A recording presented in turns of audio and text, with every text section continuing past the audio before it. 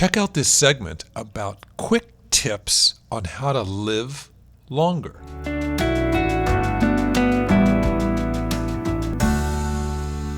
Okay, let's get to the next topic of the day. This is something that I saw on the internet. I thought it was interesting. I know you'll have a different perspective as a physician, so I wanted to bring these up with you. It's 18 secrets for a longer life. Okay. Okay, I'm just going to throw them out at you, and you give me your 18 thoughts. is a great number. 18 in the Jewish religion is chai. The number is the most spiritual number because it means life. So I like the word 18. 18 secrets for a longer life. So we're going for longer chai. Okay, does that make sense? Okay. All right. So the first one's protect your DNA. How do I do that?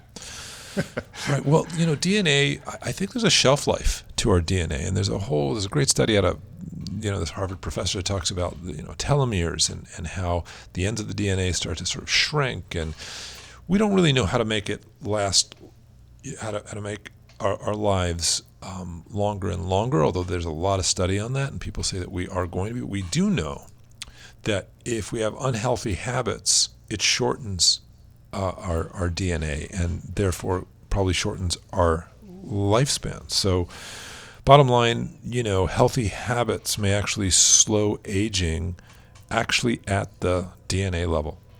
The next secret is playing to win. It says being conscientious is one of the things that may... Right. So they found, this long longitudinal study, watching people over about 80 years, that people that pay attention to detail, they sort of think things through. There's this word mindfulness we hear a lot about, actually live longer. Maybe it's because they're making decisions to watch their health. Maybe they have stronger relationships with others, better careers. I'm not sure, but mindfulness, really sort of thinking about everything in your life seems to make you live longer. I wonder if that's some exercise for the brain or something like that. Next one, jump to it. Making friends. Make friends. This is a tough one for you. What's your thoughts on that? Maybe dead very soon. Another reason is, making friends. So it's very clear that not only having more friends, but who your friends are and the social ties that go with it are a clear link to longer friends. So not only is it important to be social and to have those social ties that help you feel like you're in touch with others, but it's also the quality of those social ties. Which brings us to the next secret, which is to choose your friends wisely. Sure. Well, that's for sure. I mean, we've done study after study that have showed that, like, when obese people hang out with, other people with bad health choices, that they work to worsen their health choices. And quite the opposite. If you hang out with a healthier person, you're more likely to take on some of the habits of those people with healthier lifestyles. So that goes all the way through to smoking, which is, an obvious thing. If you hang out with smokers, you're more likely to smoke, and therefore it's a cycle. And so it's a bit contagious, as can be stopping smoking can be. If you hang out with people that have just stopped smoking, you're more likely to stop smoking. So these have all been studied and are true. The next secret is actually quitting smoking, which you brought up. Right. Well, that's a clear. We can't hammer that enough. But there's this British study that shows that if you stop at any particular decade, it really just adds years to the back of your life. So the earlier you stop, the more years you get to the back end of your life. So there's just no question. If this is about tips to live longer, stop smoking. I love the next one. It's napping. Yeah. So, embracing the ability to nap is, it's not something you can do all the time, but I can tell you throughout my life, particularly when it came through all the medical training, the internal, the internships and residencies and all the time, being able to sort of declutter your mind and take a nap periodically was key.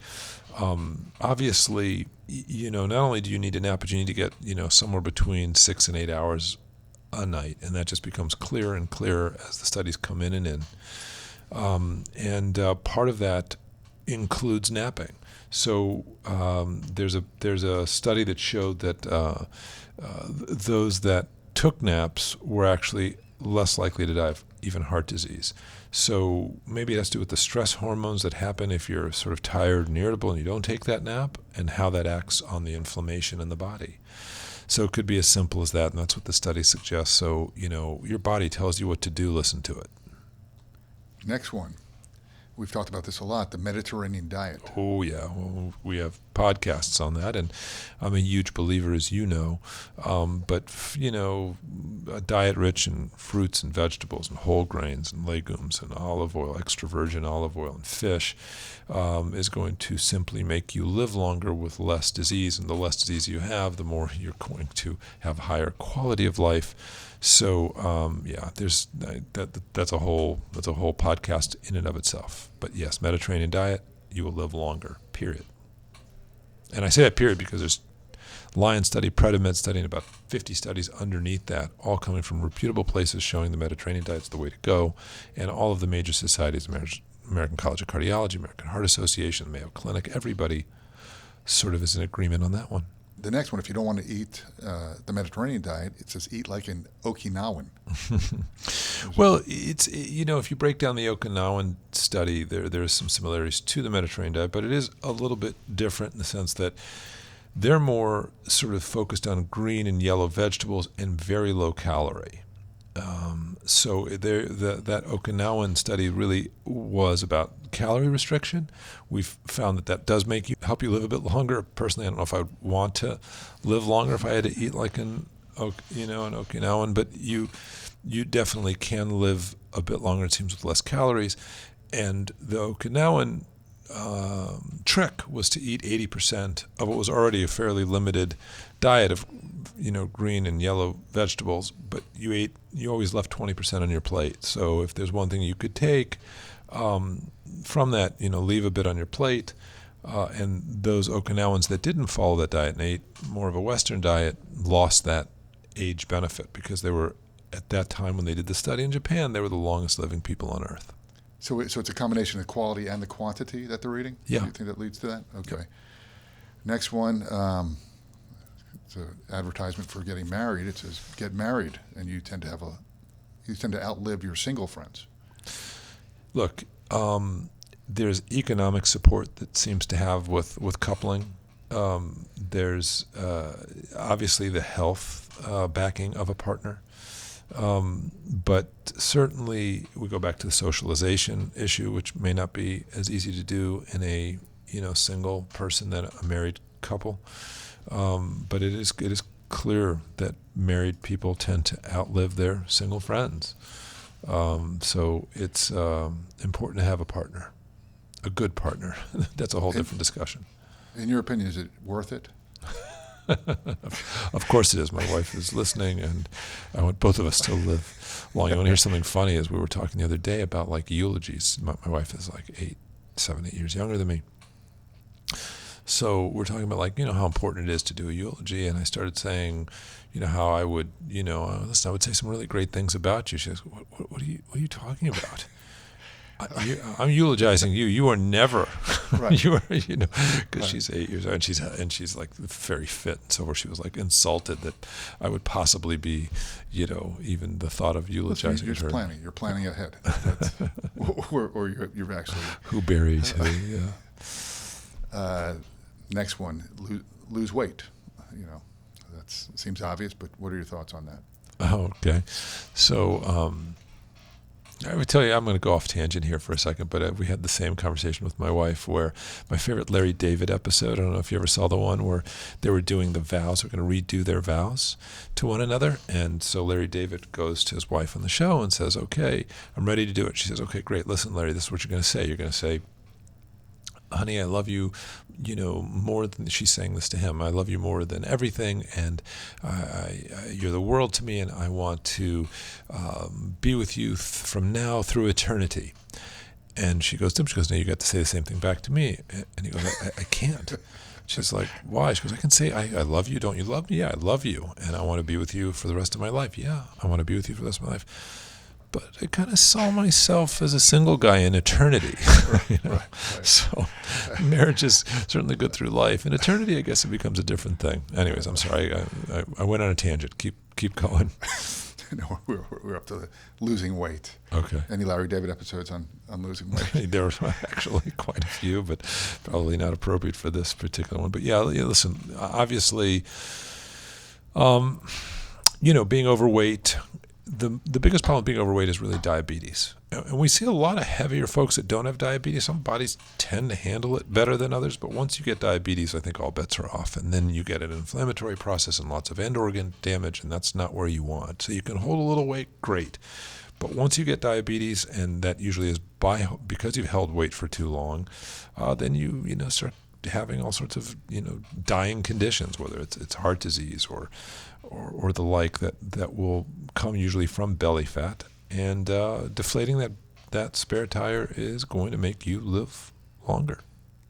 It seems like a lot of the recurring themes are losing weight and the next tip, which is to keep moving, exercising. What are your thoughts on that? The magic number is, probably about 2.5 hours of moderate exercise per week. I tend to think interval training is the way to do it. So kind of burst, kind of get that heart rate up and let it come down. Get that heart rate up and let it come down. I have this conversation a lot with my patients where they're like, I don't know if I need to run for a long time and keep my heart rate up. And the answer is you really want to train your heart to go up and come down. The more you do that, the lower your resting heart rate will be. So people that do interval training, that do those kind of like sprints, if you will, if you can, doesn't have to be a sprint, it could just be like a brisker walk for a period and then relax. On the treadmill, you go up to 5 and then back to 3. That kind of thing trains your heart in a way to keep your resting heart rate lower. And if your resting heart rate is a bit lower, you're going to live longer. So about 2.5 hours a week of exercise is the way to go in interval training. And break it up, 3, 4, 5 times a week, whatever you can do. The next one, drink in moderation. Yeah, it's, the studies are very clear. A little more drinking is better than none. Too much, and you start to die from other ailments, not to mention car crashes and the like of alcoholism, but certainly your liver can only handle so much. But, a couple of drinks a day, a little more for men. So one drink for a woman, 2 drinks for a man is kind of a rule of thumb. Red wine seems to maybe have a little bit more benefit, but we're unclear of that. At the end of the day, we are clear that people that have a moderate amount of alcohol, not a lot, it's a J curve, right? So no alcohol at all, you don't do as well as people with 1 or 2 drinks. 4 or 5 drinks, you start to die earlier from all sorts of other reasons. So get that, that sort of the arm or whatever you would call it, the dip of that J curve with a little bit of alcohol. I know drinking affects the liver. It affects the heart as well? That drinking affects the heart? Yeah, it's beneficial for the heart, it appears. For the heart. Okay. For the heart in 1 glass a day for women, 2 probably for men. More than that, it can be actually toxic to the heart. Next tip, get spiritual.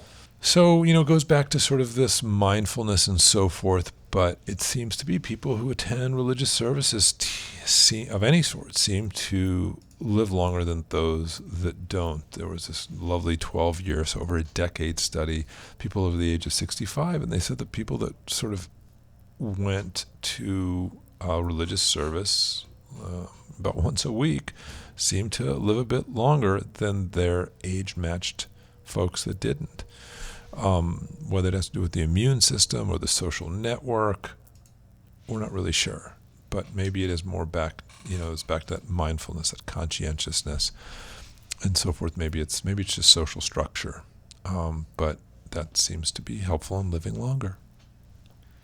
Next one, forgive. Well, as we know, chronic anger and keeping things bottled inside leads to anxiety, leads to cortisol release and all that sort of adrenaline that's out there that does bad things to your body. So if you can forgive, you'll reduce anxiety. If you reduce anxiety, you can reduce cortisol and other bad stress hormones.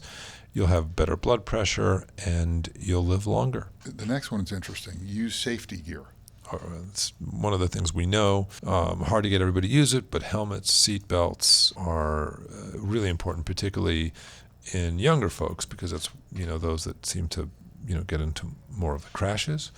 But seat belts reduce the risk of death by 50% in a car wreck. 50%, 50. I mean, the helmets also huge in bike accidents. So you want to live longer, use those safety equipment. And the next one you touched upon when we were talking about naps, but it says make sleep a priority. Yeah. So sleep, proper sleep, will reduce not only your general, weight. So if you sleep more, you sleep better, you'll be less overweight. But that in turn then affects obesity, affects heart disease, mood disorders. So if you're down to 5 hours, 6 even a night, you're probably not going to live as long. So if you get more than that, you're going to live longer. So for a variety of reasons, get proper sleep. Makes sense. And the last, I think this is the last one. Let me say. No, it's not. To manage stress. Yeah, same idea. That whole mindfulness. It seems to be. I don't know if you got. Again, back to the iWatches, I get these things always telling me to deep breathe or meditate or whatever it is. It seems like reducing. The brain is wired in such a way that it needs to reduce cortisol. It needs to reduce stress, and I think we have to do that. It doesn't happen naturally for everybody.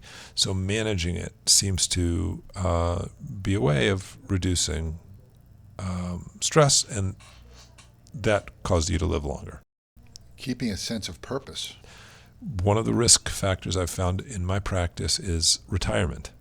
We see when a person retires, I put a little asterisks on their EMR and tell our folks we got to watch them a little closer.